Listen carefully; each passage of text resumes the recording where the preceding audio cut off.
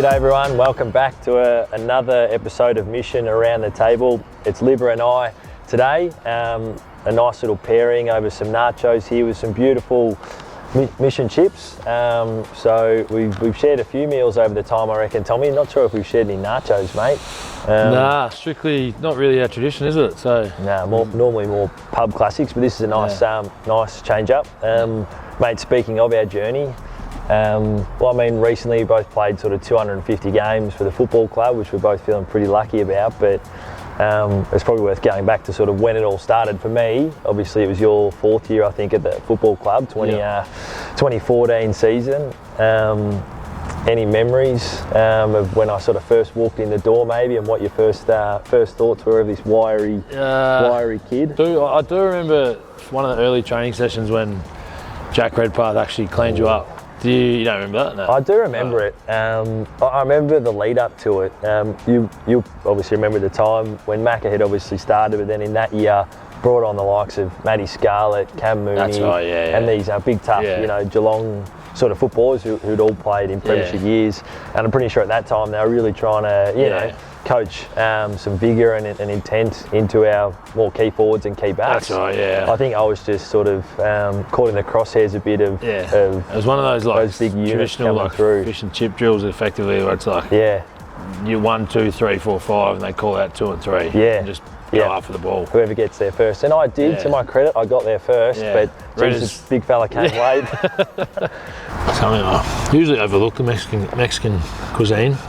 You do? Funnily enough, I had Mexican last night, so I'm right in the a few little corn cobs wouldn't have gone astray, I should say, maybe for next time. Couple of tequilas too. Yeah, just to wash it down. Okay. So obviously your old boy played, everyone knows that, Tom and Tony, played at the football club. What was it like growing up, obviously within the throes of a football season and coming to see your old boy, and then obviously now, we had the gala the other night for the top 25 Bulldogs, and you and him were on the stage, bit of back and forth, bit of banter, still pretty competitive between son and father. Well, funny side, it's never actually been it's sort of tongue-in-cheek competitive, never really had a go at each other about the fact that who's better, this or that. Yeah, he can't kick, I can kick. Yeah. I've got hair, he's got no hair. Yeah. That sort of thing. I've got a flag, he doesn't. Oh. But there's never really, sorry, going back to what you said about growing up, it was always just fun and happy.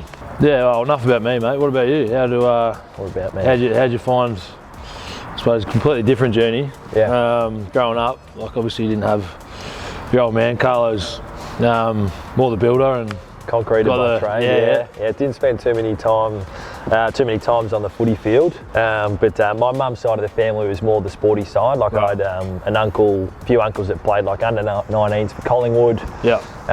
And then one of my cousins, when I was about 6 years old, got drafted to St Kilda. People might know that. Nick Dalsano went on to have a pretty handy career at the Saints, and then obviously finished up at North Melbourne. So he probably for me was that sort of shining light, I guess, as a 6-year-old, to then spend Christmases with him coming and all of a sudden obsessing over him and his career. Kicking the footy on my own, pretending I was this Richmond player, where there was Matty Richardson, Greg Tivendale. I love that. George Rombotis. Yeah, exactly right. Yeah, Mark Coughlin was a really good young player who had, I think, OP, and he was the next big thing for the Tigers as a midfielder. But I love that. Was probably where it got me to that sort of 15, 16 age, was just my imagination and being outside. How did you, obviously it's an unbelievable achievement to be named the second best Bulldog of all time. Best living Bulldog of all time. How did you find, I suppose, sitting up there on stage in between Dougie and Gary? I know we sort of chatted, maybe messaged about it, but how does it feel now to, I suppose, look at that, or it's still early days, or how you sort of sitting with it? I think it's really hard to fully be in the moment, in those scenarios. I love listening, maybe you were the same, I love listening to how much the game has evolved and how much things have changed, and obviously how lucky we are with the new facility and what we get to experience. But there's a part of me that almost doesn't feel robbed, but like wishes I'd sort of experienced that era in order to then, you know, appreciate it a little bit. Yeah. But just hearing the boys talk about it, and as you said, such you know, such strong figures of our football club and the Footscray, which is now the Western Bulldogs. But I think that's something we'll both, you know, maybe after our careers are finished, go, geez, that's pretty nice and pretty handy. Yeah, I think you're right. The more we maybe come to recurring events and that sort of stuff and catch up with them, that's what's really gonna really hit home, probably. Yeah. So Tom, there's been a question come in about our a secret handshake of ours. It's got in brackets from 2018. I'm not sure where it started and why it's finished, but we did used to do something obviously post game, both being Italian, and that was sort of our way of obviously getting to each other after on how good another win.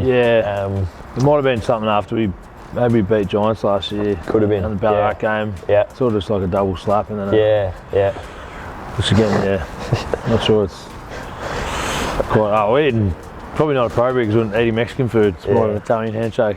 But it was something along those lines. Memories, is that right? It was, I think you're right. And I think for people out there, obviously there's, you know, a lot that goes into winning a game, and that was a way for us to just, you know, routinely celebrate between ourselves, but the people want it.